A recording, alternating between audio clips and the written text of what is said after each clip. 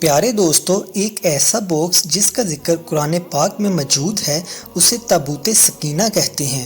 دوستو، یہ شمشاد کی لکڑی کا ایک باکس تھا جو حضرت آدم علیہ السلام پر نازل ہوا تھا۔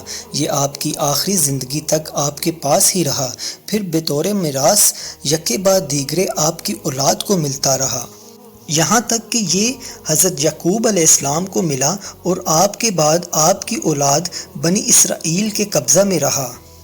اور جب حضرت موسیٰ علیہ السلام کے پاس آیا تو آپ اس میں تورات شریف اور اپنا خاص سامان رکھتے تھے۔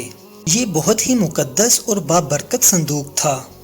بنی اسرائیل جب کفار کے لشکر سے سہم جاتے یا ڈر جاتے تھے تو وہ اس صندوق کو اپنے آگے رکھ لیتے، تو اس صندوق سے ایسی رحمتوں اور برکتوں کا ظہور ہوتا تھا کہ دلوں میں سکون و اطمینان پیدا ہو جاتا تھا۔ لرزتے ہوئے دل پتھر کی چٹانوں سے زیادہ مضبوط ہو جاتے تھے۔ بنی اسرائیل میں جب کوئی اختلاف پیدا ہوتا تھا تو لوگ اسی صندوق سے فیصلہ کرواتے تھے۔ صندوق سے فیصلے کی آواز اور فتح کی بشارت سنی جاتی تھی۔ بنی اسرائیل اس صندوق کو آگے رکھ کر اور وسیلہ بنا کر دعائیں مانگتے تھے تو ان کی دعائیں قبول ہوتی تھیں اور ان کی آفتیں ٹل جایا کرتی تھیں۔ مگر جب بنی اسرائیل طرح طرح کے گناہوں میں پڑ گئے اور ہر طرف گناہ ہی گناہ ہونے لگے تو اللہ کا عذاب ان پر نازل ہوا اور قوم عمالقہ کے کفار نے ان پر حملہ کر دیا۔ غیر مسلم بنی اسرائیل کی بستیوں کو تہس نہس کر گئے اور وہ تابوت کو بھی چھین کر ساتھ لے گئے، اور انہوں نے اس مقدس صندوق کو کوڑا خانہ میں پھینک دیا۔ اس بے ادبی کا قوم عمالقہ پر یہ اثر پڑا کہ وہ طرح طرح کی بیماریوں میں مبتلا ہو گئے، اور قوم عمالقہ کے 5 شہر بالکل ویران اور برباد ہو کر رہ گئے، یہاں تک کہ ان لوگوں کو اس بات کا احساس ہو گیا کہ یہ بے ادبی کا عذاب ہم پر پڑا ہے۔ چنانچہ ان کافروں کی آنکھیں کھل گئی اور انہوں نے اس صندوق کو ایک بیل گاڑی پر لاد کر بنی اسرائیل کی بستیوں کی طرف روانہ کر دیا۔